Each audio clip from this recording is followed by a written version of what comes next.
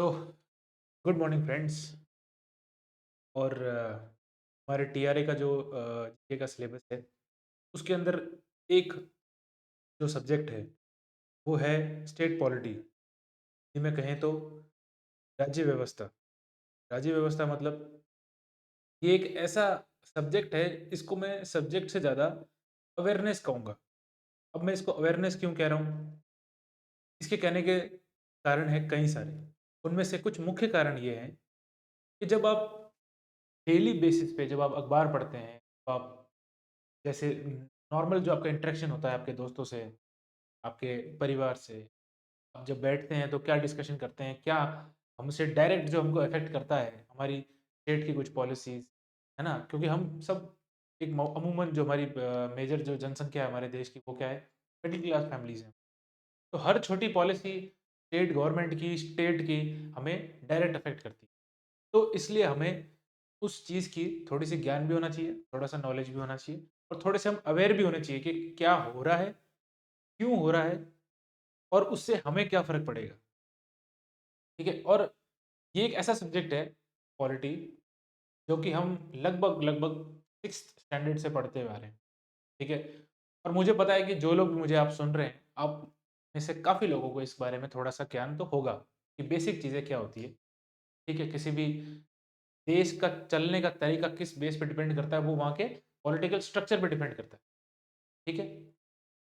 हमारा जो आज का जो टॉपिक है, वो मैं अभी आगे बता दूँगा। लेकिन मैं बेसिक एक इंट्रोडक्शन और बेसिक कांसेप्ट आपको थोड़ा-सा समझाना चाहता हूँ कि भई हम शुरुआत कहाँ से करेंगे? क्योंकि थोड़ा बेसिक अगर मैं आपको बताऊँगा तो जब मैं आगे जाके जब आपको थोड़ा-सा डीप में समझाऊँगा तो आपको ये जो बेसिक जो आपके टर्म्स हैं, ये आपको जब समझ में आ जाएँगे, तो काफ़ी आसानी रहेगी कि आगे के जो भी टॉपिक्स वगैरह हैं, जो है हम आसानी से समझ सकें। ठीक है? जो हमारी राज्य की व्यवस्था है, मतलब स्टेट का एडमिनिस्ट्रेशन, स्टेट जो है, वो चलता कैसे है? अब हमारे देश के अंदर है क्या? डेमोक्रेसी है। डेमोक्रेसी का मतलब क्या होता है? With the people, by the people, from the people. जो जनता है ना? जो जनता है, वो जनता अपने ही रिप्रेजेंटेटिव चुनती है। हम जनता जब हम लोग जनता हैं, हम वोटर्स हैं, वोट देते हैं, ठीक है? जब हम वोट देके हमारे जो रिप्रेजेंटेटिव हैं, चाहे एमएलए हो, चाहे एमपी हो, चाहे सरपंच हो, चाहे वो पंचायत समिति सदस्य हो, चाहे जिला परिषद सदस्य, तो उन सबको चुन कौन रहा है? हम चुन रहे हैं। मतलब हमारा डायरेक्ट उसके अंदर इन्वॉल्वमेंट है ना? हम जब ईवीएम मशीन पे जाके अंगूठा लगाते हैं या कोई बटन प्रेस करते हैं और वोट उस कैंडिडेट को जाता है, इसका मतलब क्या है? इसका मतलब ये है कि हमारा डायरेक्ट मत है, फिजिकल डायरेक्ट मत है कि भैया आपको हम चुनते हैं, आप जाइए और हमारा नेतृत्व कीजिए। हमारी जो भी माँग है, हमारे लिए जो भी अच्छा हो सकता है, वो आप अच्छे से पहचान सकते हैं क्योंकि आप हम में से ही एक हैं, ठीक है? ये हो गई डेमोक्रेसी। अब और भी बहुत तरीके की चीज़ें होती हैं, एनार्की होती है, मोनार्की है ना? ओलिगार्की भी होती है, जहाँ पर राजा-महाराजाओं का रूल है। कहीं पे कुछ कहते हैं ना कि आजकल जैसे वर्ड चल गया है कि भई तो हिटलरशाही गवर्नमेंट है या ये तो मतलब ये इनके अंदर कोई डेमोक्रेसी नहीं, है ना? भई एक आदमी बन गया प्रेज़िडेंट या प्रधानमंत्री बन गया, अब उसका जो मन कर रहा है, वो वही कर रहा है। जैसी पॉलिसीज़ उसकी पार्टी या उसके खुद के स्वयं के हित के लिए है, वो उन पॉलिसीज़ को लागू कर देगा। लेकिन जो गवर्नमेंट चुनी गई थी जनता के लिए, उस मुद्दे से वो भटक रहा है, ठीक है? उस पे वो ध्यान नहीं दे रहा है। खुद की पर्सनल जो उसका जो कहते हैं ना कि खुद का पर्सनल जो गेन है उसका, जो फ़ायदा है, उसके लिए वो किसी भी हद तक जा सकता है। इसीलिए हम तो बड़े खुशनसीब हैं कि हमारे देश के अंदर democratic way of parliamentary system है, ठीक है? जिसके अंदर हम खुद हमारे लीडर्स को हमारे जो हमको नेतृत्व करते हैं, उनको हम चुनते हैं। जब हम चुनते हैं तो हम उनसे सवाल पूछ सकते हैं। किसी गलत चीज़ के लिए हम उनको उनकी रिस्पॉन्सिबिलिटी तय कर सकते हैं कि इसमें आपकी गलती है, ये आपने गलत किया है हमारे साथ, है ना? तो अकाउंटेबल होना ज़रूरी है, जवाबदेही जो होना बहुत ज़रूरी है, वरना तो गवर्नमेंट अच्छी कैसे चलेगी, ठीक है? अब ये तो एक कहते हैं ना कि ऊपर-ऊपर की बात हो गई कि भई ये हमारे एग्ज़ाम पॉइंट ऑफ व्यू से मैं इसलिए समझा रहा हूँ ताकि आपको अंदर की जो चीज़ें हैं, गहराई में जो चीज़ें हैं, इसका बेसिक स्ट्रक्चर क्या होता है, बेसिक मोटिव मतलब क्या है उस चीज़ का, वो आपको समझ में आ ठीक है? हमारा राजस्थान दिवस जो है वो 30 मार्च को होता है। ठीक है? ये एक बेसिक चीज़ है जो आपको सब लगभग सब जगहों को पता होगा, लेकिन फिर भी काफ़ी लोग भूल जाते हैं कि यार 30 मार्च था या 30 अप्रैल था, काफ़ी कन्फ्यूजन हो जाता है, तो मैंने लिख दिया कि 30 मार्च होता है। ठीक है?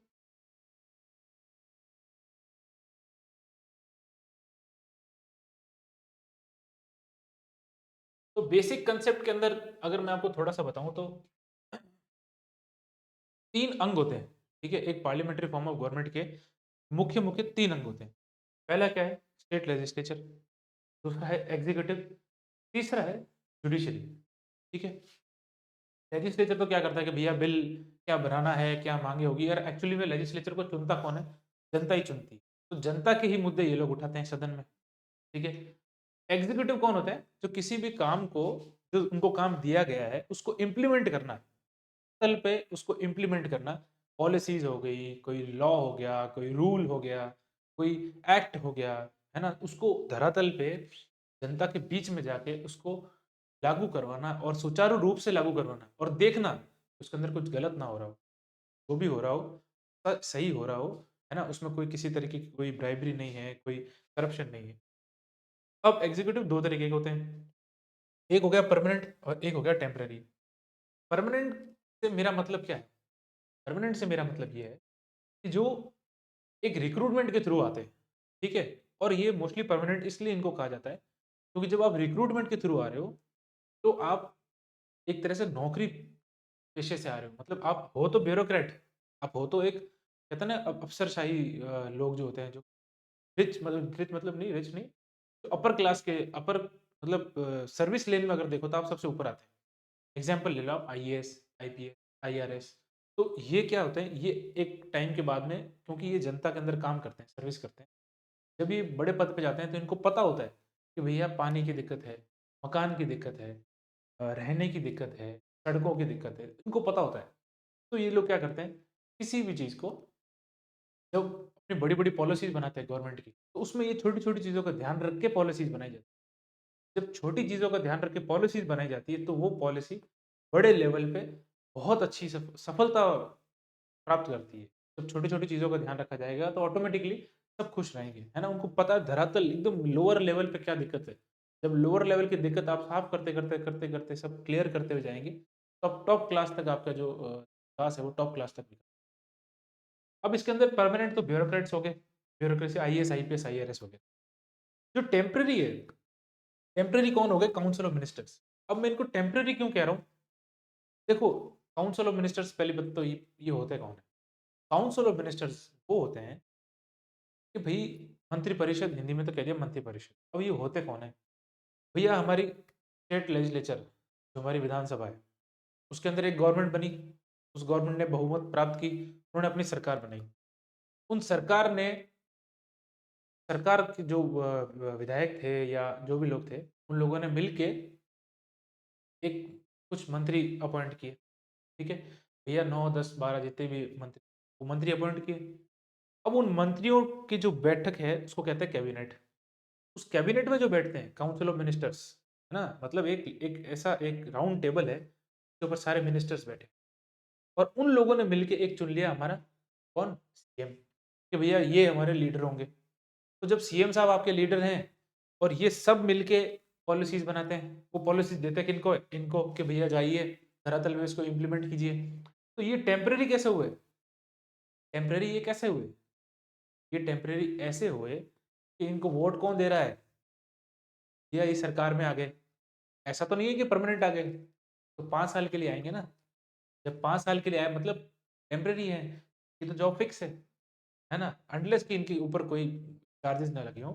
लेकिन ये तो फिक्स नहीं है, इनको तो 5 साल में जाना पड़ेगा और 5 साल के बाद जा पहले भी जा सकते हैं। अगर इनकी सरकार गिर गई, नो कॉन्फिडेंस मोशन अगर पास हो गया, इनकी सरकार गिर गई, जो कि आप देख ही रहे हैं आजकल अगर आप अवेयर हैं, टीवी वगैरह देखते हैं, हर राज्य में किसी न किसी प्रकार की उथल-पुथल चलती रहती है। कोई सरकार को बाड़ाबंदी में डाल देता है, बचाता है अपनी सरकार को, मेजॉरिटी अपने पास रखता है। ये सब तो चल ही रहा है और ये खेल इसी का ही है। ठीक है? तो ये तो हो गए टेम्परेरी एग्ज़ीक्यूटिव। भी काम जनता के लिए ही करते हैं, लेकिन ये परमानेंट नहीं है। ये टेम्परेरी हैं, ये चुने हुए होते हैं। अगर एक काउंसिल ऑफ मिनिस्टर गए, बीजेपी के आए, बीजेपी के गए तो कांग्रेस के आए, दोनों के चले गए तो आम आदमी पार्टी आ गई, जैसे कि पंजाब एग्जाम्पल हो गया। ठीक है। तीसरा पिलर जो इम्पोर्टेंट है वो है जुडिशरी। जुडिशरी मतलब न्यायपालिका। अब न्यायपालिका जरूरी क्यों है? देखो बेटा, न्यायपालिका भी एक बहुत इंपॉर्टेंट रोल है न्यायपालिका। ठीक है। और इम्पोर्टेंट रोल इसलिए है क्योंकि जब ये दो मान लो अपना काम ढंग से ना करें, या हमारे जो हक हैं, जो हम फंडामेंटल राइट्स हम आगे पढ़ेंगे, जिसका जो हमें दिया गया है संविधान के थ्रू कि भैया ये तो आपका हक है, ये आपसे कोई नहीं छीन सकता। ठीक है। उसमें अगर कुछ गड़बड़ी हो रही है, कोई ऐसा एक्ट है या लॉ है जो उसको हमसे छीन रहा है या उसका हनन कर रहा है, या कुछ गलत उसके अंदर चीजें डाली जा रही है जिससे इन फ्यूचर उसका गलत फायदा उठाया जाएगा, उसके ऊपर सुपरविजन किसका होगा? जुडिशरी का होगा, न्यायपालिका का। इसका नाम ही न्याय हो गया है। मतलब गलत नहीं होने देगा, ये न्याय करेगा। चाहे गरीब हो, चाहे अमीर हो, चाहे किसी भी क्लास से आता हो, किसी भी रिलीजन का हो, किसी भी क्रीड का हो, किसी भी रेस का हो, ठीक है, किसी भी सेक्स का हो, चाहे मेल हो, चाहे फीमेल हो, चाहे ट्रांसजेंडर हो, चाहे किसी भी कम्युनिटी का हो, उसके साथ न्याय होगा, इक्वालिटी होगी, गलत नहीं होगा। इसके ऊपर ध्यान कौन रखता है? जुडिशरी। अब जुडिशरी का जो सुप्रीम, जो एपेक्स बॉडी कहते हैं जिसको, जो सुप्रीम लेयर ऑफ जुडिशरी हो गया, वो कौन सी हो गई? Supreme court. ठीक है। और सुप्रीम कोर्ट तो आप सबने सुना ही होगा, कहाँ पर है? दिल्ली में इसकी बेंच है। अब सुप्रीम कोर्ट के नीचे कौन आता है? High court. अब मैं हाई कोर्ट के ऊपर मैं एक बॉक्स बना रहा हूँ। हाई कोर्ट में इसलिए बॉक्स बना रहा हूँ क्योंकि हम हाई कोर्ट पढ़ेंगे, हमारे सिलेबस के हिसाब से हाई कोर्ट हमारे लिए इंपॉर्टेंट है। चीफ कोर्ट का अपॉइंट होता है हाई कोर्ट का। हाई कोर्ट के पास क्या पावर है? ठीक है। हाई कोर्ट के पास रिट की कौन कौन सी पावर है, ये हम आगे पढ़ेंगे। बेसिक बेसिक जो भी है पढ़ेंगे हम आगे। एक बार के लिए मैं एक लेआउट समझा रहा हूँ ताकि कुछ भी अगर मैं बात करूँ तो आपको समझ में आ जाए। हाई कोर्ट के नीचे क्या आते हैं? जो लोअर कोर्ट्स हैं। अब लोअर कोर्ट अलग अलग है, सेशन कोर्ट हैं, लोअर कोर्ट्स हैं, फैमिली कोर्ट्स हैं, कंप्यूटर क्या कंज्यूमर प्रोटेक्शन वाले जो भी हैं, ये सब अलग अलग हैं, डिवाइड हो जाते हैं अलग अलग नेचर ऑफ केस के हिसाब से। ठीक है। तो ये मोटा मोटी एक हमारा ढांचा है ना? हमारी जो जो पार्लियामेंट्री सिस्टम, हमारी गवर्नमेंट का जो सिस्टम है उसका ये एक ढांचा है। ठीक है। ऐसे चलता है कुछ हमारा देश का। अब जो हमारा कॉन्स्टिट्यूशन ऑफ इंडिया है, संविधान जो है, कुछ बेसिक सी बातें हैं उसकी जो कि हमको थोड़ा ध्यान रखना भी पड़ेगा। अडॉप्ट कब किया गया ये? 26 नवंबर 1949। ठीक है। 26 नवंबर 1949, याद रखना। अडॉप्ट किया गया 26 नवंबर 1949 को, जिसके अंदर सबसे पहले बेसिक जो शुरुआत की थी, उसके अंदर 395 आर्टिकल्स और 8 शेड्यूल थे। आर्टिकल मतलब इन आर्टिकल्स के अंदर पूरा फॉर्म लिखा होता है। ठीक है, कि भैया इस आर्टिकल के अंदर ये चीजें लिखी हुई। शेड्यूल क्या होता है? शेड्यूल हमारे पास टोटल आज के टाइम तो 12 हो गए, उस टाइम 8 थे। शेड्यूल के मतलब इस शेड्यूल के अंदर ये बातें हैं, इस इन बातों के ऊपर ये आर्टिकल। ठीक है। ये हो गए 395 आर्टिकल्स और 8 शेड्यूल्स। तो कंप्लीट हुआ। अब कंप्लीट कब हुआ? फाइनली कंप्लीटली अडॉप्टेड ऑन 26 जनवरी 1950। इसका पीछे एक थोड़ा सा ये जो कारण है, इसका कारण कोई कहते हैं ना, कोई संवैधानिक कारण नहीं है। इसका कारण थोड़ा सा रिलेटेड है हमारे आज़ादी की जो भी हमारी लड़ाई थी उस। ठीक है। कैसे है बताता हूँ। कंप्लीटली जब अडॉप्टेड हुआ कब? 26 जनवरी 1950। बेटा 26 जनवरी को एक हमारे यहाँ पे ना एक पर्व मनाया जाता है, उस पर्व का नाम क्या है? Republic day. Republic day. Republic word का मतलब क्या है? रिपब्लिक वर्ड का ये मतलब है कि जो देश खुद के स्वयं के रूल्स और स्वयं के ही अधीन चलता है। ठीक है। स्वयं के बनाए हुए रूल्स, स्वयं के बनाए गए प्रावधान के अकॉर्डिंग जो देश चलेगा उसको कहते हैं रिपब्लिक। और के बनाए हुए से नहीं चलेगा। हमारा कॉन्स्टिट्यूशन ने इसे बनाया है, ये हमारे तरीके से चलेगा। और स्वराज दिवस मनाया गया था 26 जनवरी 1930 को। इस फैक्ट को थोड़ा सा ये एक कहते हैं ना, एक फैक्ट है ये, कोई इसके पीछे बहुत ज्यादा डिटेल में मत चले जाना। कहानी बस इतनी सी है कि आजादी के दिनों में 1930 के अंदर स्वराज की मांग की गई थी। अब स्वराज क्या होता है? बेटा स्वराज इसके वर्ड के अंदर इसका मतलब है स्वयं का राज। हम अंग्रेजों के अधीन थे। अंग्रेज जो हमको हमारे ऊपर पॉलिसी डालता था वो हमें जबरदस्ती, मतलब कहते हैं ना, डंडे से हम हमारे वो पीछे पड़ के और हमको वो फॉलो करनी पड़ती थी। जहाँ मन किया हुआ टैक्स लगा दिया, जहाँ मन किया उसको जेल में डाल दिया, जिसको मन किया उसको फांसी की सजा दे दी। ठीक है? जिस स्टेट के अंदर ज़्यादा पैसा आ रहा है तो वहाँ कब्ज़ा कर लो, वहाँ का सारा रेवेन्यू छीन लो ताकि वो हमसे आगे ना चले जाएँ कहीं हथियारों में या किसी भी। तो हमें डिमांड की गई भई स्वराज।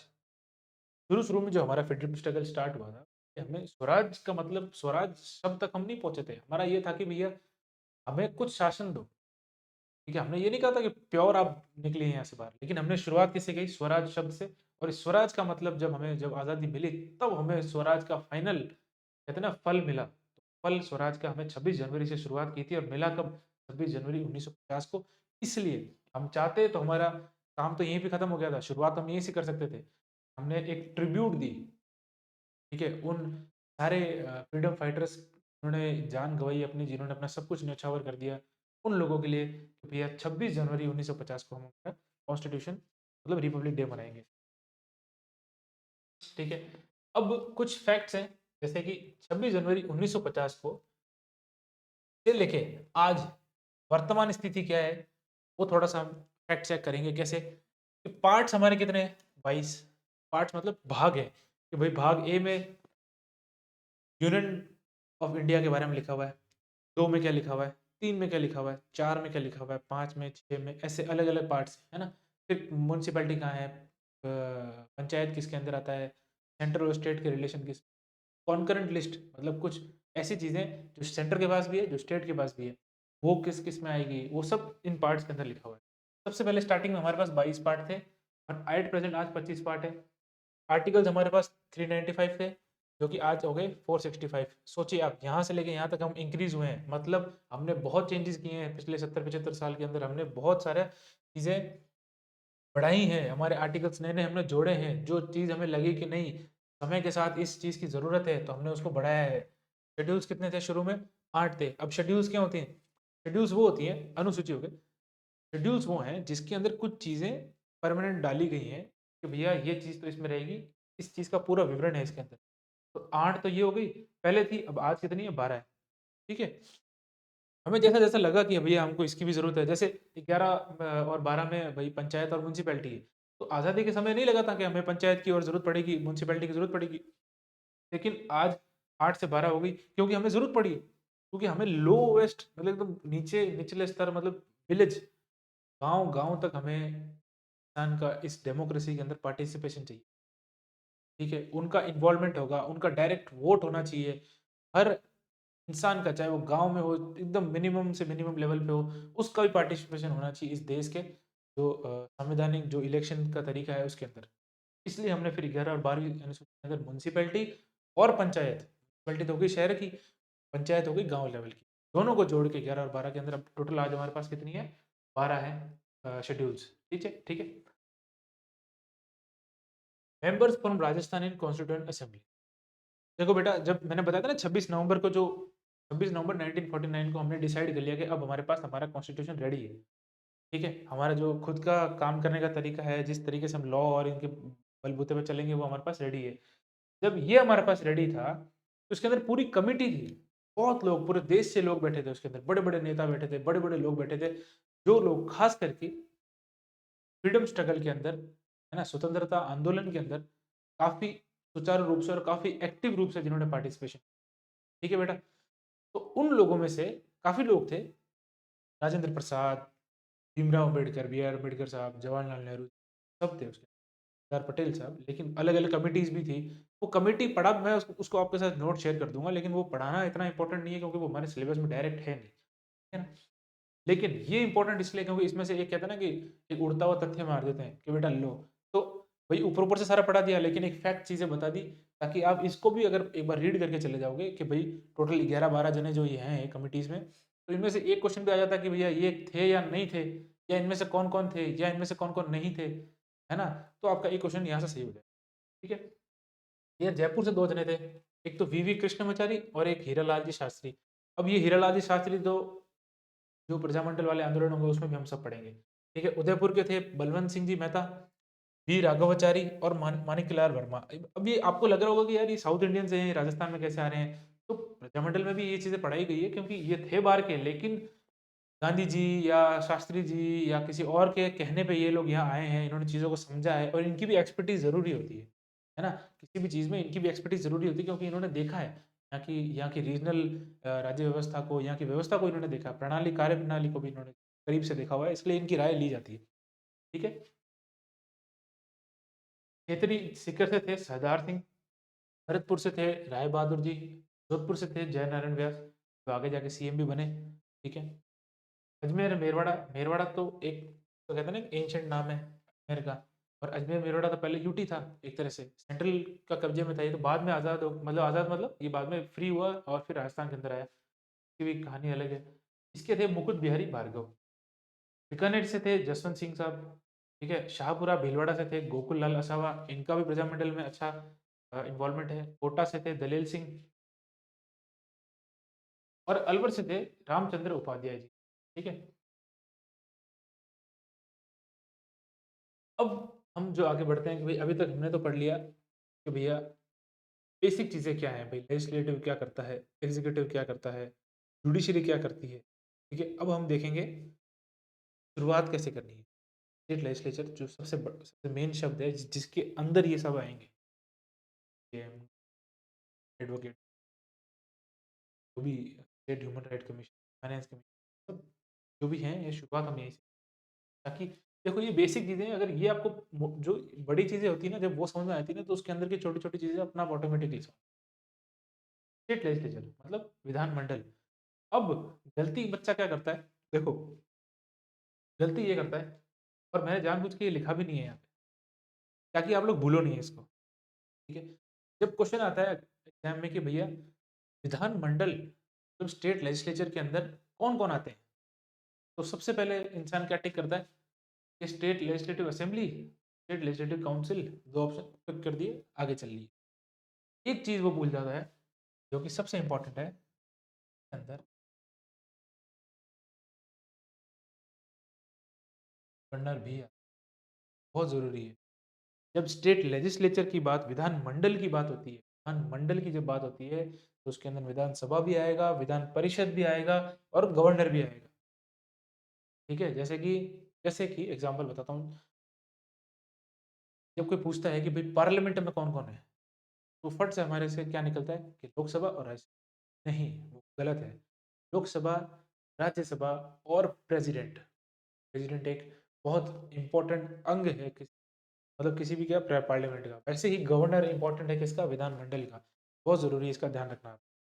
अब आर्टिकल कौन से हैं, 152 से लेके 237 तक इसके आर्टिकल, इन आर्टिकल्स के अंदर स्टेट लेजिस्लेचर का सीधा लेना देना है।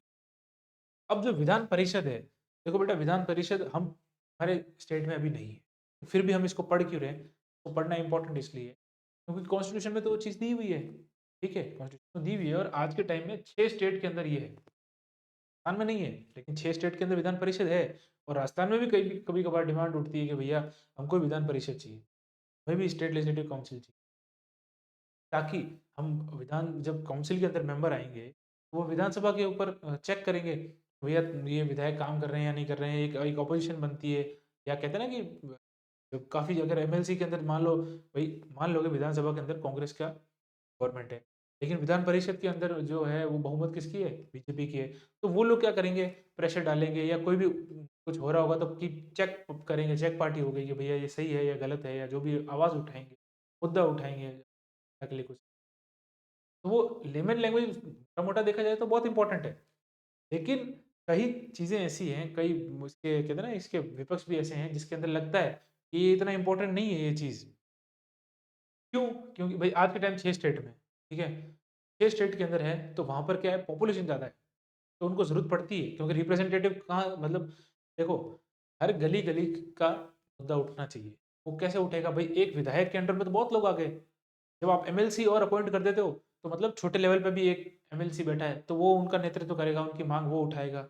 जहाँ पॉपुलेशन ज़्यादा है, वहाँ तो इनकी ज़रूरत है, लेकिन जहाँ पॉपुलेशन थोड़ी मैनेजेबल है, कम है, वहाँ इनकी ज़रूरत नहीं है, क्योंकि इनको इनको मेंटेन करना सरकार के लिए एक अलग खर्चा पड़ता है, इनका एक अलग प्रोटोकॉल होता है, अलग डेकोरम है, इनका अलग सिस्टम है। तो वो एक कहते हैं ना कि एक एक्स्ट्रा, इतना उसका फ़ायदा नहीं है, उससे ज़्यादा इसका खर्चा है। ठीक है? जो कि इतना इम्पोर्टेंट है नहीं पब्लिक के लिए। अगर कहते हैं ना कि ये एमएलएज़ अगर ये न्याय कर देंगे ना स्टेट को या जनता को, तो वही इनफ होगा, ये लेजिस्लेटिव काउंसिल की ज़रूरत नहीं है। खैर राजस्थान में इसकी बातें उठती रहती है कि भैया हमको भी ये चाहिए, लेकिन अभी तो सिर्फ 6 स्टेट्स के पास।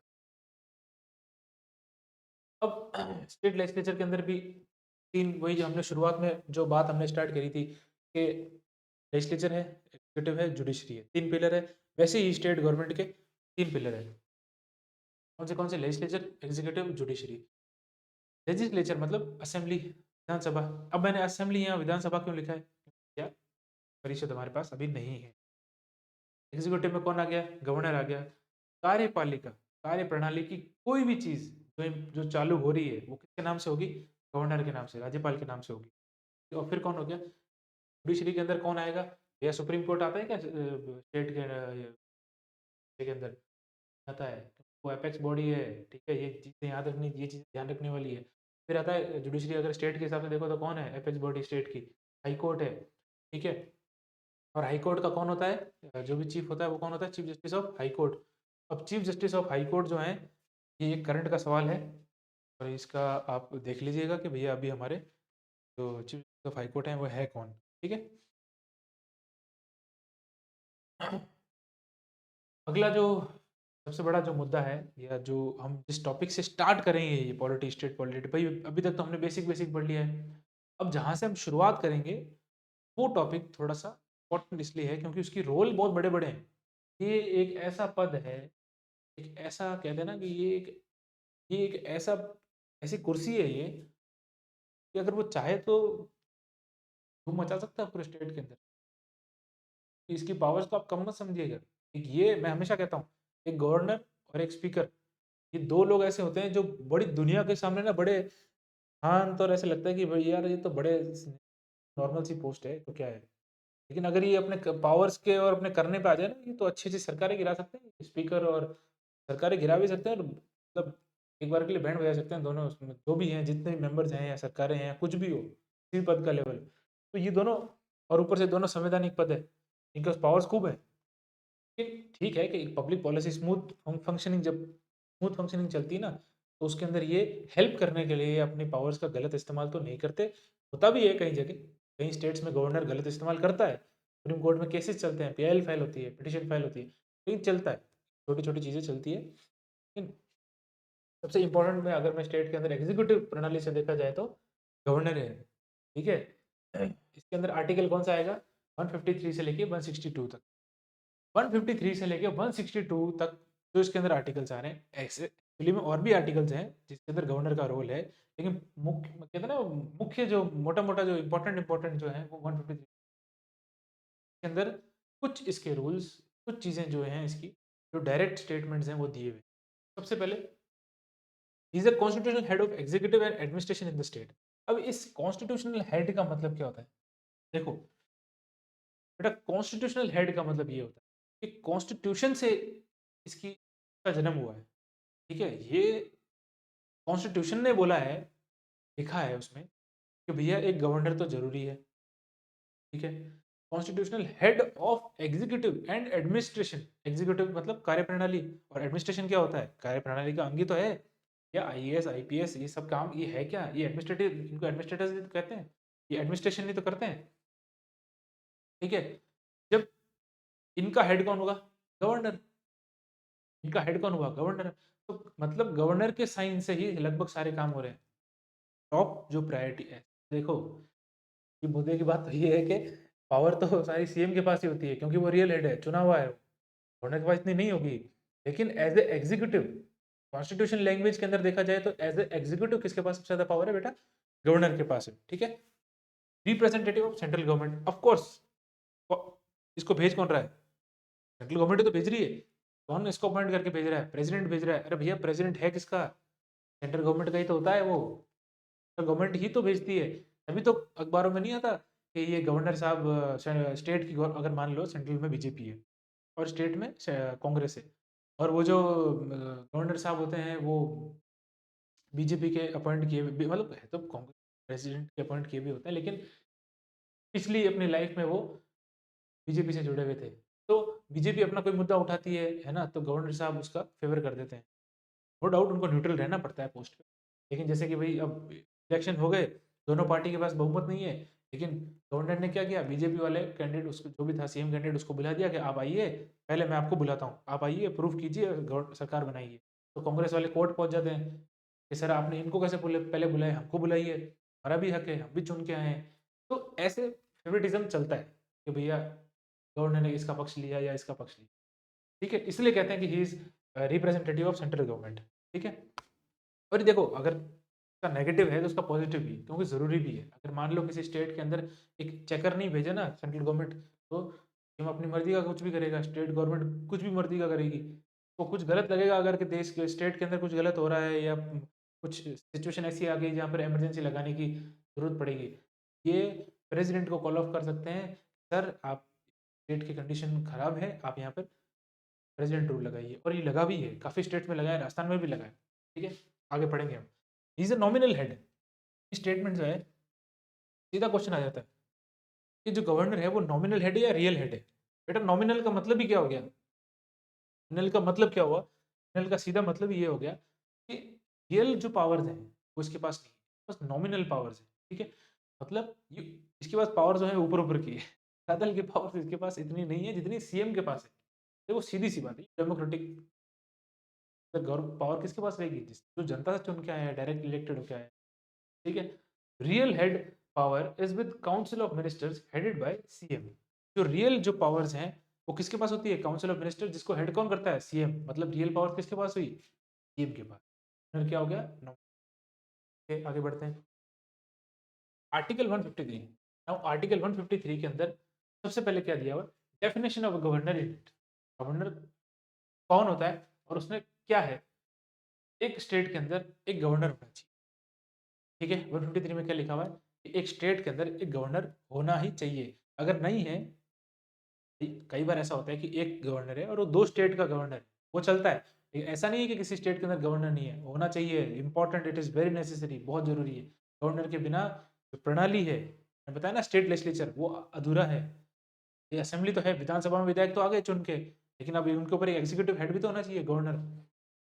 According to 7th constitution amendment act, ये बहुत भैया इंपॉर्टेंट है, इसको आपको जरूरी है ये चीज, और इसको याद रखना है, ठीक है।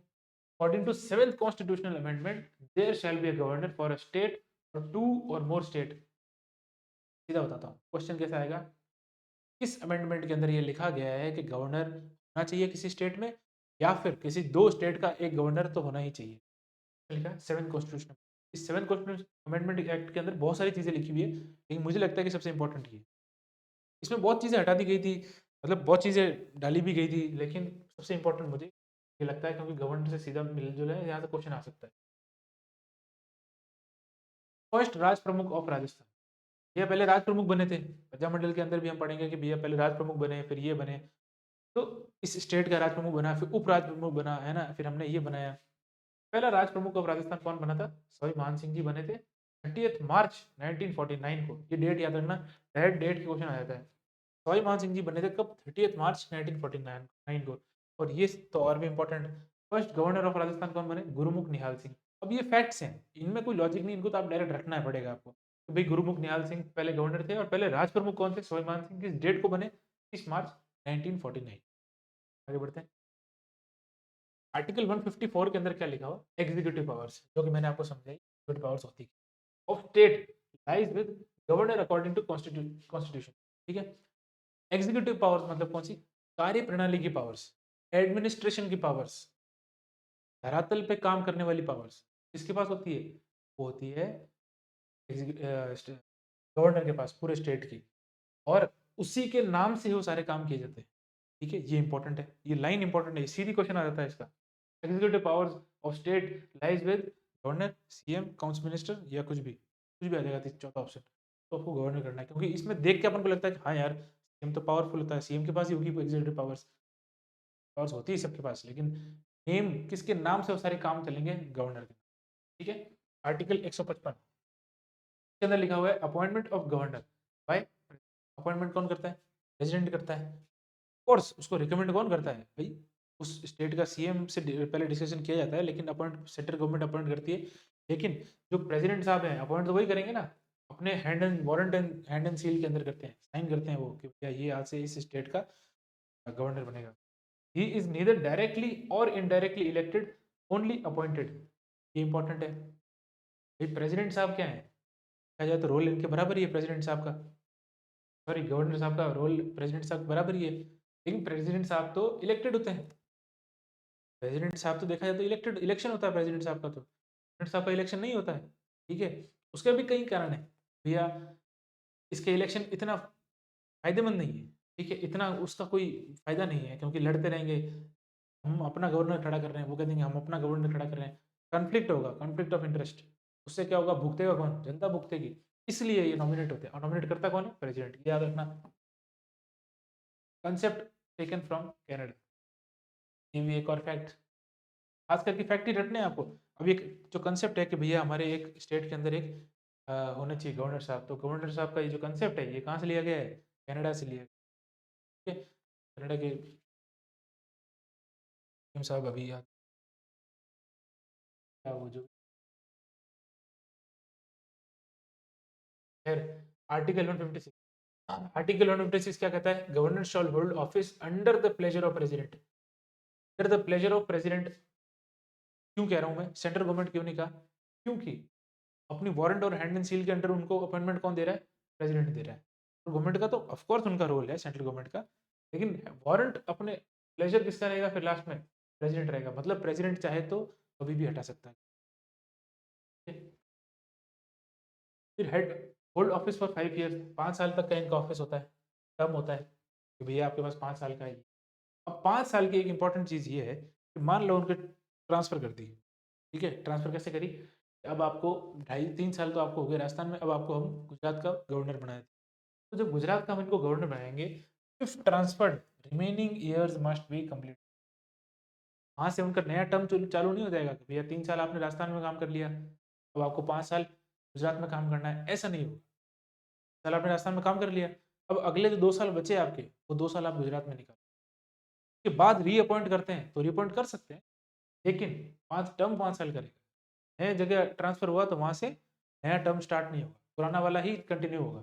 ठीक है, ये ध्यान रखने की बात है। दूसरी, इफ हिज सडन डेथ और resignation, chief justice of high court is the acting governor. मान लो उनकी मृत्यु हो जाए, या वो एक दिन उनके जज जाए कि भैया मुझे तो रिजाइन करना है, रिजाइन कर दे, भैया मैं तो जा रहा हूँ, मैं तो नहीं बन रहा गवर्नर, परेशान हो गया तुम लोग, तो वो किसको बनाएंगे, हाथों हाथ इमरजेंसी के अंदर किसको बनाएंगे, बनाएंगे चीफ जस्टिस साहब को। Chief justice of supreme court नहीं, जस्टिस ऑफ हाई कोर्ट, ये ध्यान रखना। तुम लोग कोर्ट मार दोगे, और ऑप्शन भी ऐसे ही देता सबसे पहले, chief justice of supreme court, पट टिक मार देते। Chief justice of high court जो कि स्टेट के होंगे, एक्टिंग गवर्नर। ठीक है, एक चीज और, gives his resignation president. Resignation ना वो सीएम को देते हैं, ना वो पीएम को देते हैं, किसी को नहीं देते, प्रेसिडेंट को देते हैं। ये इंपॉर्टेंट चीज है। ठीक है, क्योंकि अपॉइंट भी वही कर रहे हैं, तो उनके प्लेजर में ये काम कर रहे हैं। रेजिग्नेशन किसको देंगे, आर्टिकल 157 में कुछ इनकी क्वालिफिकेशंस है, सब कुछ ऐसे इंपॉर्टेंट मापदंड जिनके जो अगर इनके पास हैं तो ही ये बनेंगे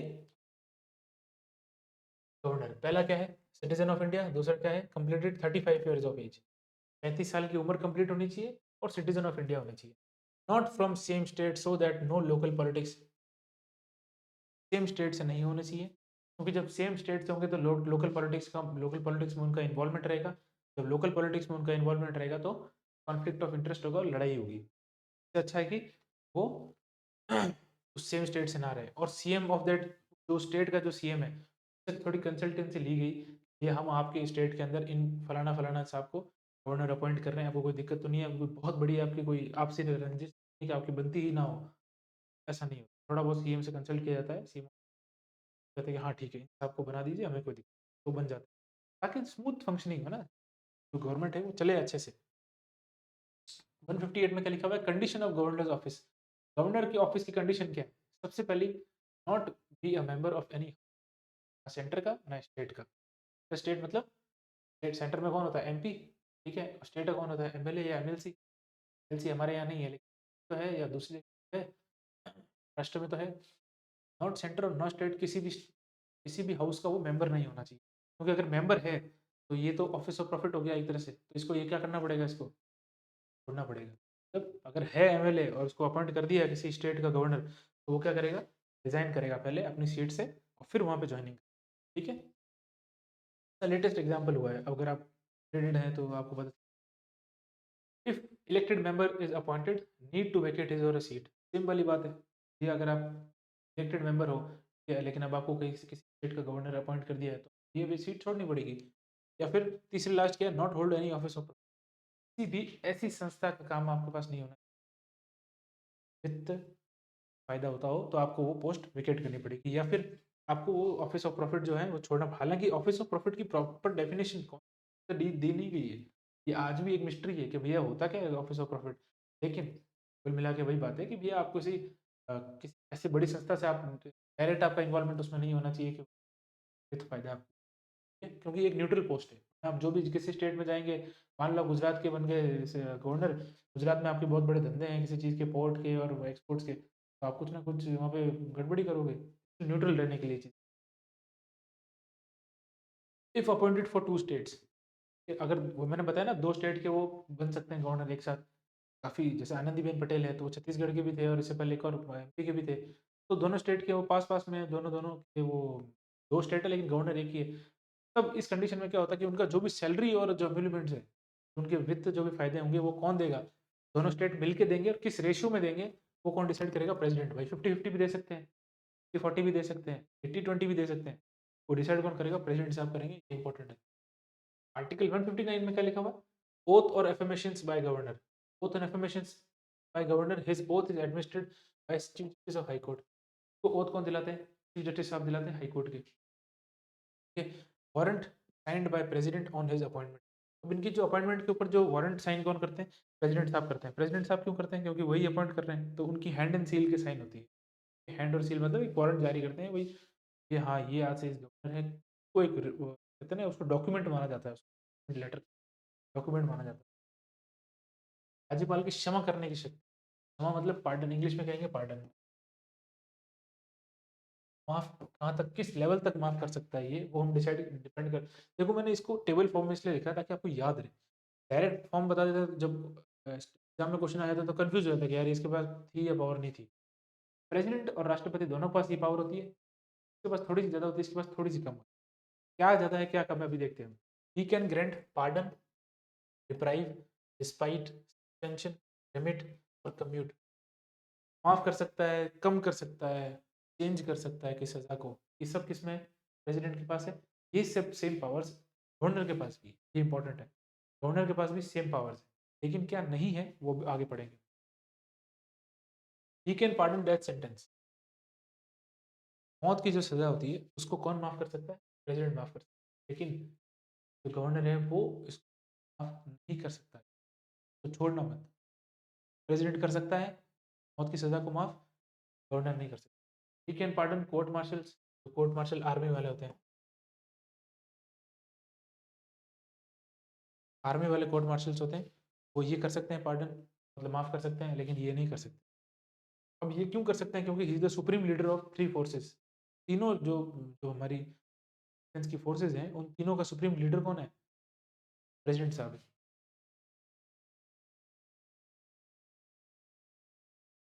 governor has legislative powers, executive powers, legislative वही वाली जो स्टेट जो एक्ट बनाने वाली, एग्जीक्यूटिव मतलब धरातल पे काम करने वाली, फाइनेंशियल मतलब वित्त से जुड़ी हुई, और जुडिशियल मतलब कुछ जुडिशियल पावर्स भी होती हैं। तो जैसे डिस्ट्रिक्ट कोर्ट के जजेस होते हैं, इनको कौन अपॉइंटमेंट देता है? देता कौन है? गवर्नर ही देता है, गवर्नर के नाम से अपॉइंटमेंट होता है। तो गवर्नर के पास जुडिशियल पावर्स भी ऐसे हैं। He does not have diplomatic, military and emergency power. Diplomatic मतलब देश विदेश की जो नीतियां हैं, हमको किस स्टेट से देश से रखनी है, किस देश से नहीं रखनी है, कहाँ टैक्स कम करना है, कहाँ ज़्यादा करना है, ये पावर किसके पास होती है? प्रेसिडेंट के पास तो फिर भी होती है, गवर्नर के पास नहीं होती है। मिलिट्री मतलब आर्मी, नेवी, एयरफोर्स वाली, उसके पास नहीं है। और फिर इमरजेंसी पावर्स, इमरजेंसी मतलब, या बिल्कुल इमरजेंसी लगा दो, कहने पे इमरजेंसी लग जाएगी, नहीं, इमरजेंसी प्रेसिडेंट लगाता है, लगाता है, इसके कहने से प्रेसिडेंट लगाएगा, ये डायरेक्ट नहीं लगा सकता। एग्जीक्यूटिव पर्सन पावर्स मतलब कार्यपालिका की शक्ति, कार्य कैसे करने हैं, कितने करने हैं और कैसे करने हैं, इसमें इसकी पावर काफ़ी ज़्यादा है। Appoint CM, council of ministers, they hold office during his pleasure. His pleasure का मतलब ये आर्टिकल 164 के अंदर है। इंपॉर्टेंट है, याद आता है कि 164 के अंदर क्या लिखा है, क्या आ जाएगा ये चीज़ किस आर्टिकल में लिखी है। अपॉइंट कौन करता है सीएम और काउंसिल ऑफ मिनिस्टर को? इसके नाम से अपॉइंट करते हैं। अपॉइंट कौन करता है? गवर्नर करता है। गवर्नर कहता है कि हाँ, आइए, मेजॉरिटी लाइए, ठीक है? अपने मत जो भी हैं वो गिनाओ आप और मैं आपको सीएम अपॉइंट करता हूँ। आप हैं अब स्टेट के नए सीएम। आपने मेजॉरिटी बता दी कि हाँ भाई मेरे पास 200 में से 115 विधायक मेरे हैं, सब मुझे चीफ मानते हैं। ओके, साइन किया, मैं आपको अपॉइंट करता हूँ सीएम। अब आपसे सीएम, अब आप आज से सीएम, ठीक है? दूसरा, appoints advocate general of state, AG, advocate general of state कौन अपॉइंट करता है? 165 आर्टिकल के अंदर लिखा हुआ है, गवर्नर करता है, ठीक है? ये important. Appoint chairman and members of state public service commission, अपने राजस्थान का कौन सा है? आरपीएससी है। आरपीएससी के चेयरमैन या जो भी मेंबर्स हैं उनको कौन अपॉइंट करता है? गवर्नर अपॉइंट करता है, नो डाउट। सही है। अपॉइंट किसे कहने पे किया जाता है? कोई पता है? वो मुझे ही पता। और स्टेट गवर्नमेंट के कहने पे ही ये अपॉइंट करता है। तो किसको तो अपॉइंट करेंगे ये? आर्टिकल 315 के अंदर लिखा, ये चीज़ इंपॉर्टेंट है, तो आप भूलिएगा मत।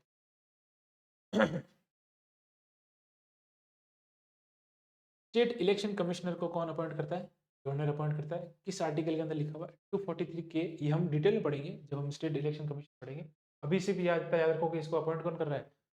गवर्नर कर रहा है। और किस आर्टिकल के अंदर लिखा हुआ है? आर्टिकल 243 के और आर्टिकल 243 जेड ए, ठीक है? जेड ए मतलब जेड ए, जेड फिर उसके अंदर जेड ए बी ऐसे होता है, जेड ए। और अपॉइंट कौन करता है? लोक आयुक्त को भी कौन अपॉइंट करता है? तो हमारे गवर्नर साहब अपॉइंट करते हैं। और लोक आयुक्त जो है हमारे, अभी अब कौन है? जब आपको नहीं पता है तो आप करना है और बताना है। पहले जज भी रहे हुए हैं। फिर इनको चेयरपर्सन किन किन को और अपॉइंट करता है? चेयरपर्सन ऑफ 3 बॉडीज हैं, 3 जिनको जिनके चेयरमैन को ये अपॉइंट करता है। पहला कौन है? State human right commission. State के जो मानवाधिकार जो आयोग के जो हैं चेयरमैन है उनको कौन अपॉइंट करता है? गवर्नर। स्टेट वुमेन कमीशन, महिला आयोग वालों को ये अपॉइंट करता है। स्टेट इन्फॉर्मेशन कमीशन, उसको भी कौन अपॉइंट करता है? गवर्नर अपॉइंट करता है। तो गवर्नर के पास इतनी अपॉइंटिंग पावर्स है, इसलिए इसको एग्जीक्यूटिव हेड कहते हैं, क्योंकि ये एग्जीक्यूटिव जो कार्यप्रणाली है उनका मेन हेड है। ये सबको अपॉइंट कौन कर रहा है? गवर्नर ही कर रहा है। और गवर्नर चेक कर रहा है काम हो रहा है या नहीं हो रहा है। Appoints vice chancellor of universities in this, जितनी भी यूनिवर्सिटीज हैं, जितने विश्वविद्यालय हैं, उनके वीसी को, वाइस चांसलर्स को कौन अपॉइंट कर रहा है? गवर्नर कर रहा है। और गवर्नर खुद चांसलर होता है एक्चुअली। ये पुंछी कमीशन के अंदर बताई गई थी। All executive action of state is taken in the name governor. ये मैं पहले बता चुका हूँ। सारे एग्जीक्यूटिव एक्शन जो हैं स्टेट के वो किसके नाम से जाएंगे? गवर्नर साहब के नाम से जाएंगे। इसलिए इनको कहते हैं नॉमिनल। ये चीज़ इसलिए कही जाती है इनको nominal head. Governor can seek any information of the state administration from state government. किसी भी स्टेट गवर्नमेंट, मतलब किसी भी, मतलब नहीं, जिस स्टेट के वो गवर्नर हैं उस स्टेट के किसी भी इंफॉर्मेशन को ये मांग सकते हैं कि भैया मुझे इस चीज़ में आप डिटेल लाइए, ठीक है? स्टेट के अंदर कितना जंगल बचा है, कितना खराब हो गया है, कितना हमें और पेड़ उगाने की ज़रूरत है, कितना डेजर्टिफिकेशन बढ़ गया है, कितनी मिट्टी बढ़ गई है, कितनी फसलें खराब हुई है, सारी इन्फॉर्मेशन ये ले सकते हैं। उसके ऊपर एक्शन लेते हैं ना। फिर आर्टिकल 356 के आगे 2 स्टार मार रहा हूँ, इंपॉर्टेंट है। आ जाएगा आर्टिकल 356, गवर्नर का क्या role? He can recommend the imposition of constitutional emergency in the state president. इस लाइन का मतलब नहीं समझ में आया तो अब समझाता हूँ। ये रिकमेंड करता है, इसका मतलब समझना। ये लगाता नहीं है, रिकमेंड करता है। शब्दों शब्दों में क्वेश्चन सही और गलत हो जाता है। रिकमेंड करता है मतलब ये बताता है प्रेसिडेंट को, सर ये मेरे पास कारण है, मेरे पास सबूत है, मेरे दिमाग के अकॉर्डिंग, मेरे फेवर के अकॉर्डिंग इस स्टेट के अंदर गड़बड़ है, यहाँ इमरजेंसी लगाई जानी चाहिए। अगर सुचारू रूप से यहाँ की कार्यपालिका काम करेगी तो आप यहाँ की इमरजेंसी लगाइए, यहाँ पे मानवाधिकार का, ह्यूमन राइट्स का वायलेशन हो रहा है, ठीक है? तब फिर प्रेसिडेंट देखता है, संज्ञान लेता है कि वाकई में कुछ गलत हो रहा है या नहीं हो रहा है। तब फिर प्रेसिडेंट साहब can be made for 6 months.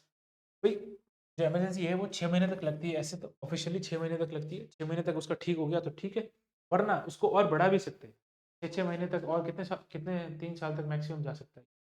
6 6 महीना और बढ़ा बढ़ा के 3 साल तक जा सकता है, ठीक है? लेकिन मैक्सिमम एक टाइम में 6 महीने तक हो सकता है। इंपॉर्टेंट है, इसको याद रखना। अब हमारे कुछ फैक्ट्स जो हैं बताना चाहूँगा। ये फैक्ट ऐसे हैं कि इनका ना एक या तो क्वेश्चन आएगा या नहीं आएगा। नहीं आएगा इस प्रोबेबिलिटी को आप ना मानें, आएगा इस प्रोबेबिलिटी को। ये जो घटनाएँ हुई है हमारे स्टेट, ये हमारे स्टेट की पॉलिसीज़ पे डायरेक्ट अफ़ेक्ट होता है इससे। इसलिए इनका होना भी ज़रूरी है। घटना इनका क्वेश्चन एक आधा आना भी ज़रूरी है। लोग बोलते हैं कि यार सर ये कोई क्वेश्चन थोड़ी होता है, कांसेप्ट का क्वेश्चन आना चाहिए, फैक्ट का क्वेश्चन क्यों पूछ रहे हैं? ये चीज़ों से अगर कुछ हमारे प्रदेश के अंदर कुछ चीज़ें चेंज हुई है या बिगड़ी है या बनी है, कि ऐसे क्रिया की वजह से, तो वो भी ज़रूरी है। इसलिए मैं ये टेबुलर फॉर्म में आपको बता रहा हूँ कि सबसे पहली इमरजेंसी लगी थी ना, वो लगी थी 13 मार्च को। 13 मार्च से लेकर 26 अप्रैल तक 1967, 45 दिन की ये लगी थी। सबसे छोटी इमरजेंसी है 45 दिन की। ठीक है? जब हमारे गवर्नर पहले तो थे संपूर्णानंद, फिर बाद में थे सरकार हुकम सिंह जी। संपूर्णानंद जी आपको लग रहा होगा कि 2 कैसे हो गए? तो चेंज हो गए थे। पहले संपूर्णानंद जी थे, उनको हटा के सरदार हुकम सिंह जी। सीएम कौन थे हमारे उस टाइम पे? मोहनलाल सुखड़िया जी। और कारण क्या दिया गया था? No majority in elections. भाई दोनों पार्टियों के अंदर भाई एक पार्टी 36 सीटें ले आई, एक 52 सीटें ले आई, एक 80 सीटें ले आई। तो मेजॉरिटी तो किसी के पास नहीं है। मेजॉरिटी किसके पास है? क्लियर मेजॉरिटी किसी के पास नहीं है। तो जब लड़ रहे थे और किसी के पास मेजॉरिटी है नहीं, प्रेसिडेंट साहब को बोला कि साहब आप इमरजेंसी लगाओ, बाद में इलेक्शन करके लिए आप इमरजेंसी, ताकि इस साइड में जो लॉ एंड ऑर्डर है स्टेट का वो खराब ना हो। दूसरी है 25 अप्रैल से लेके 22 जून तक 1977। ये थी थोड़े 10 दिन 9 दिन मान लो, ज़्यादा बढ़ गए, 54 दिन तक चली ये। 29 अप्रैल से लेके 22 जून 1977, एग्जैक्ट 10 साल बाद। ऐसे याद रखना 10 साल और 9 दिन, मतलब 9 दिन भी ज़्यादा है इससे और 10 साल का गैप है। ठीक है? उस पे जो हमारे गवर्नर साहब थे वो थे वेदपाल त्यागी, दूसरे थे रघुकुल तिलक। फिर रघुकुल तिलक जो थे ना ये थोड़े से फेमस थे। 4 इसलिए मार रहा हूँ क्योंकि इनकी 2-3 एक्टिविटीज़ थी जो याद रखना ज़रूरी है, जिसका क्वेश्चन भी आ जाता है। फिर थे हरिदेव जोशी साहब, उस टाइम पे हमारे सीएम साहब, ये हट भी गए थे। फिर वाप दूसरे कोई बने थे, उनको इनको फिर आसाम के गवर्नर बना दिया था, इनको दिया था यहाँ से, वापस बुलाया, फिर इनको वापस सीएम, ये उस टाइम सीएम थे। कारण क्या था? कांग्रेस की हार। सेंट्रल में किसकी गवर्नमेंट थी? कांग्रेस की। तो कांग्रेस ने क्या सोचा, क्या ये तो बेड़ा पार हुई नहीं, तो हम दूसरों की भी नाव डुबा देते हैं। तो उन्होंने तो इमरजेंसी लगा के तो भंग कर दिया, मतलब स्टेट लेजिस्लेचर। तीसरी कब लगी? 16 फरवरी से लेके 6 जून 1980, एग्जैक्ट 3 साल बाद। कितनी थी? 110 दिन की इमरजेंसी थी। इसके अंदर हमारे गवर्नर साहब कौन थे? रघुकुल तिलक साहब थे। ठीक है? अच्छा, क्वेश्चन ऐसे भी आ सकता है, ऐसे कौन से गवर्नर हैं 2 इमरजेंसी में गवर्नर थे? रघुकुल तिलक साहब, ये 1980 वाले में भी गवर्नर थे और 1977 वाले में। भैरव सिंह शेखावत सीएम साहब थे और जनता पार्टी की, कारण क्या था? जनता पार्टी की हार। सेंट्रल में जनता पार्टी की हार हो गई, तो उन्होंने यहाँ पर इमरजेंसी लगा दी। ठीक है? 15 दिसंबर 1992 से लेकर 3 दिसंबर 1990 तक, ये जो थी वो चौथी और आखिरी जो हमारी एमरजेंसी थी स्टेट के अंदर, वो ये लगाई गई थी। 353 दिन की, ये इंपॉर्टेंट इसलिए क्योंकि सबसे बड़ी ये इमरजेंसी है, 353 दिन की। ठीक है? एम चिन्ना रेड्डी, ये में लिखा है वैसे मैंने, आ जाना चाहिए। एम चिन्ना रेड्डी और बलीराम भगत इस एक साल के गैप में 2 बार, 2 मतलब गवर्नर बने। एम चिन्ना रेड्डी साहब और बलीराम भगत साहब। हम सीएम थे हमारे भैरव सिंह जी। कारण था बाबरी मस्जिद केस जो कि यूपी में हुआ था। हम यूपी के सीएम थे कल्याण सिंह जी स्टेट, स्टेट के भी गवर्नर बने। आज वो हमारे रह चुके। ठीक है? तो बढ़ते हैं। अब लेजिस्लेटिव पावर्स क्या होती है? लेजिस्लेटिव पावर्स मतलब जो रूल बनाने की जो पावर्स होती है, ठीक है, जिनका सीधा लेना देना होता है स्टेट लेजिस्लेचर, तो विधानसभा विधानमंडल से जिनका लेना देना, उसके अंदर गवर्नर के पास कुछ पावर्स होती हैं। वो पावर्स क्या क्या होती हैं? ठीक है, समन, प्रोरोग, एडजर्न, डिसॉल्व। डिसॉल्व का मतलब इंग्लिश में, तो डिसॉल्व का मतलब हिंदी में हो गया खत्म करना। ठीक है? एडजर्न मतलब आगे करना। समन और प्रोरोग लगभग एक जैसी होती है। समन मतलब बुलाना, ठीक है, पेश होने के लिए कहना कि आइए पेश होइए, आपका काम है पेश होना, मैं आपको ऑर्डर देता हूँ, आप आइए। प्रोरोग का भी लगभग मतलब वही वैसे। ठीक है? तो ये सब पावर्स किसके पास होती है? हमारे गवर्नर साहब के पास, विधानसभा। मोस्टली ये सारी जो पावर्स हैं चारों, 1 2 3, रिलेटेड किससे होती है? विधानसभा से रिलेटेड होती है। ये विधानसभा के अंदर इनकी पावर्स है। आर्टिकल 174 का लिखा गया है। और ये आर्टिकल मैं इसलिए लिखता हूँ पास में, क्योंकि जब कोई कंसेप्ट आप पढ़ते हो, कंसेप्ट समझते हो ना, तो आर्टिकल सीधा रिलेट करता है उससे, और आर्टिकल ज़रूरी हो जाता है, उसको रटना बहुत ज़रूरी है। First session of each year, हर साल का पहला सेशन, या फिर जस्ट इलेक्शन के बाद जो पहला सेशन होता है उसको कौन करता है हेड, या उसको उसका सुचारू कौन करता है, सुचारू कौन करता है उसका, जो हमारे गवर्नर साहब है। हर साल का पहला सेशन और हर इलेक्शन के बाद का पहला सेशन इंपॉर्टेंट है इसको। गिव्स असेंट और withhold any bill for consideration to the president. कोई भी बिल है उसको रोकना या उसको पास करना के हाथ में, गवर्नर के। और अब अच्छा, गवर्नर जब ऐसा बिल जो है ना, जिसको उसको लग रहा है कि यार मैं ये बिल रोकना पड़ेगा, क्यों, इस बिल के अंदर या तो कोई नेशनल थ्रेट है, नेशनल सिक्योरिटी से रिलेटेड थ्रेट है, या लोगों के हक का हनन हो रहा है इसके अंदर, या किसी गरीब का जो दिन का जो मतलब खर्चा है वो भी इसमें अंदर लूटा जा रहा है ना, कुछ ऐसे चीज़ को लगता है कि गलत है, कॉन्स्टिट्यूशन के तरीके से गलत है, लॉ के तरीके से गलत है, ह्यूमन जो कहते हैं ना कि बेसिक ह्यूमैनिटी के हिसाब से गलत है, तो वो इस चीज़ को रोक के और प्रेसिडेंट को कंसिडर कर सकते हैं। ये आर्टिकल 2 में लिखा हुआ है, बहुत इंपॉर्टेंट है ये। सीधा किसके लिए करता है कंसल्ट? प्रेसिडेंट साहब। तो प्रेसिडेंट साहब, मुझे इसमें गड़बड़ी लग रही है, आप इसमें चेक करिए, आपको जो सही लगे फिर आप इसमें डिसाइड करिए, ठीक है? He can promulgate ordinance when legislative not in session. इसका एक एग्जांपल आप कोरोना मान सकते हैं, ठीक है? प्रोमलगेट ऑर्डिनेंस, ऑर्डिनेंस का मतलब ये होता है कि जब दोनों दोनों या एक, सेंटर के हिसाब से दोनों हाउस, स्टेट के हिसाब से हमारे पास अभी एक ही हाउस, जब वो अभी सेशन में नहीं है, जब उनकी कोई मीटिंग नहीं हो रही है, सब कुछ बंद है, और कुछ ऐसा मुद्दा हो गया जो अब इमरजेंसी है, इसमें हाथों हाथ लाना पड़ेगा और हाथों हाथ इसको करना पड़ेगा, ना तब्दील करना पड़ेगा, तो कौन करेंगे? गवर्नर साहब करेंगे। गवर्नर साहब क्या करेंगे? प्रोमलगेट करेंगे ऑर्डिनेंस को, मैं ये करता हूँ, ठीक है, और आप इस पे फॉलो करिए, ठीक है? और उसको बाद में जब सेशन आएगा वापस, जब दोनों हाउस बैठेंगे, जब मेंबर एमएलए हो या एमपी हो, एमपी तो क्या, हम अभी एमएलए की बात करें, जब वो एमएलए वापस आ जाएंगे हाउस के अंदर, बैठेंगे, चर्चा करेंगे, उनको लगेगा कि ये सही है तो उस ऑर्डिनेंस को पास कर सकते हैं, उनको लगेगा कि नहीं गलत है, अभी तक चला रहा था कोई दिक्कत नहीं है, लेकिन अब हमें लगता है कि इसकी जरूरत नहीं है, इसको हटाना चाहिए, तो वो उसको पूर्ण मत से इसको हटा सकते हैं, ठीक है? प्रोमलगेट ऑर्डिनेंस मतलब ये एक ऐसी चीज हो गई कि जब कुछ ना हो तो गवर्नर के पास एक छोटी सी, आप ये रूल बना दीजिए, बाद में जब सेशन आएगा तब देख लेंगे कि इसको हटाना है या रखना है, ठीक है? ये प्रोमलगेट ऑर्डिनेंस है, ये इंपॉर्टेंट है, बहुत इंपॉर्टेंट है। 213 आर्टिकल के अंदर है गवर्नर के पास, और ये सेम पावर प्रेसिडेंट के पास भी होती है आर्टिकल 123 के अंदर, ठीक है? ये इंपॉर्टेंट है। आर्टिकल 213 किसका? गवर्नर का। प्रेसिडेंट का कौन सा? 123 आर्टिकल। लेज रिपोर्ट्स बिफोर स्टेट लेजिस्लेचर, ये रिपोर्ट देता है विधानसभा के अंदर आके, किस किस की देता है, ये इंपॉर्टेंट है, क्या की देता है? आरपीएससी की देता है, स्टेट फाइनेंस कमीशन की भी यही देता है। आर्टिकल 171(5) के अंदर क्या लिखा हुआ है? ही नॉमिनेट्स 1/6 पर्सन, 1/6, ये बहुत इंपॉर्टेंट है। 1/6 मतलब, अब भैया 100 इंटू 1/6, तो 100 का जो भी 1/6 होगा, वो जो भी कोई भी नंबर आए, कुछ भी नंबर आए, वो कौन देगा? गवर्नर अपॉइंट करेगा उतने उतने लोगों को, कहाँ करेगा? लेजिस्लेटिव काउंसिल के अंदर, विधानसभा नहीं, विधान परिषद के अंदर, ये इंपॉर्टेंट है। विधान परिषद के अंदर who has special knowledge of science, art, social service, cooperative movements. Same चीज प्रेसिडेंट भी करता है लोकसभा के अंदर, ठीक है, या राज्यसभा के अंदर, दोनों में, मतलब लोकसभा में क्या, सॉरी, राज्यसभा में। तो राज्यसभा के अंदर कौन नॉमिनेट करता है? प्रेसिडेंट करता है, ऐसे कुछ लोगों को जिनके पास स्पेशल नॉलेज।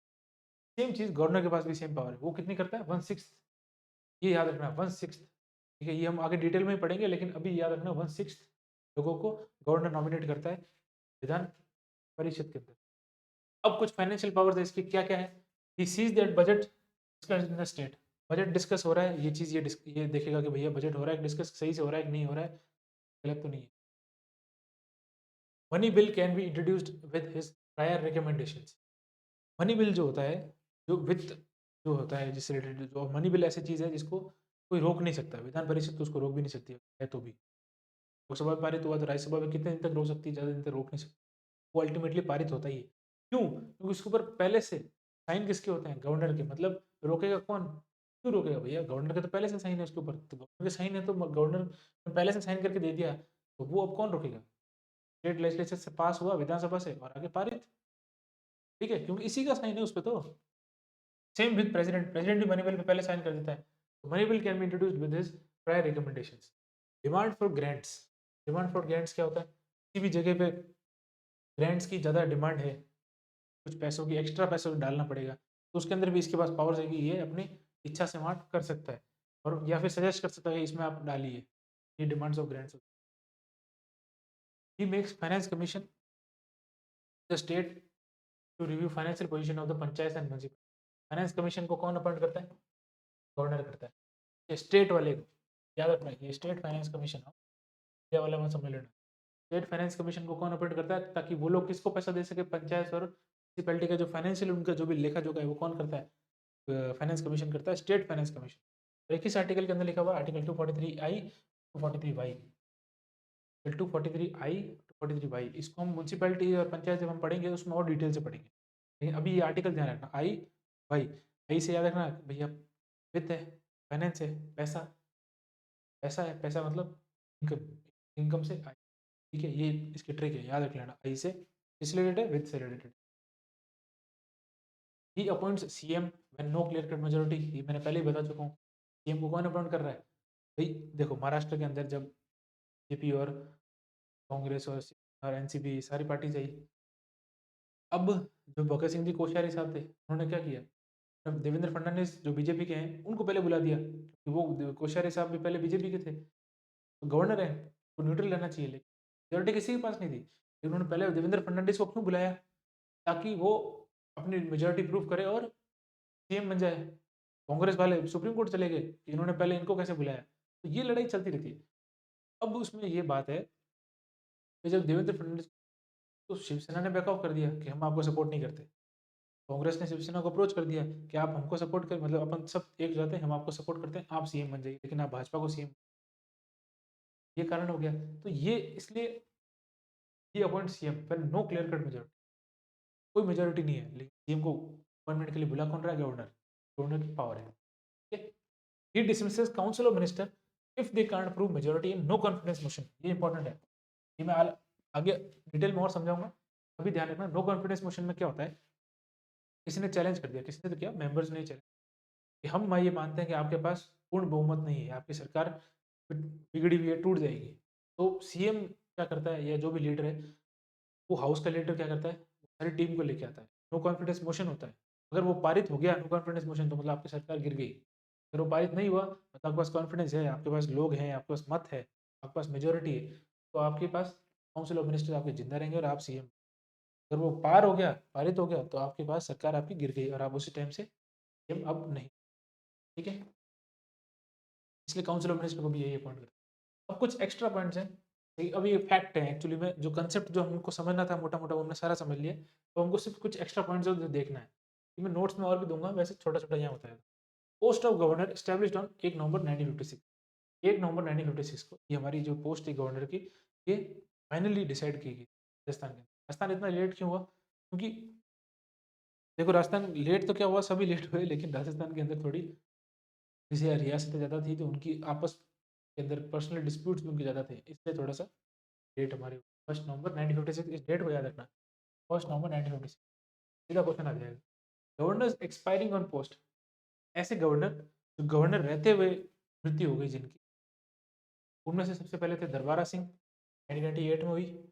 दूसरे निर्मल चंद्र जैन, एनसी जैन साहब, 2003।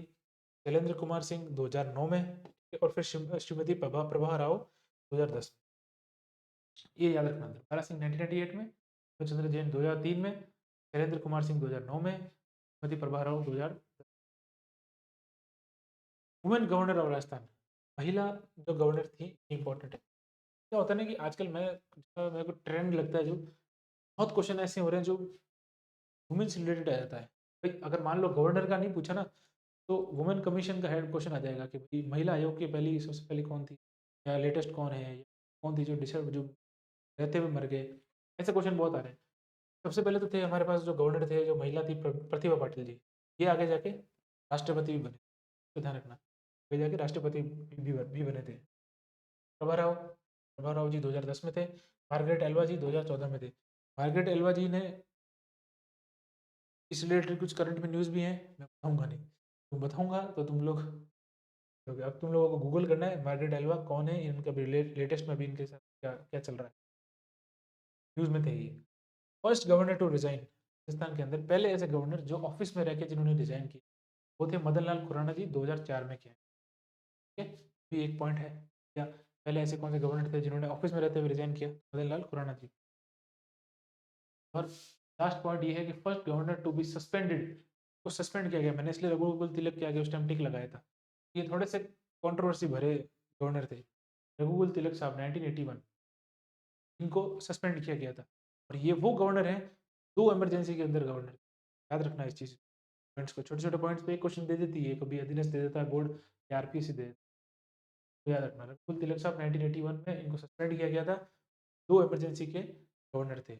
और इनका एक और पॉइंट है कि ऑल्सो मेंबर ऑफ आरपीएससी, से रिलेटेड 4 पॉइंट हो गए।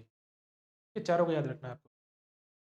तो अब मैं उम्मीद करता हूँ, ये जो हमने एक टॉपिक उठाया गवर्नर, सब एक बेसिक छोटा-छोटा आपको समझ में आ गया होगा। कल आगे कंटिन्यू करेंगे।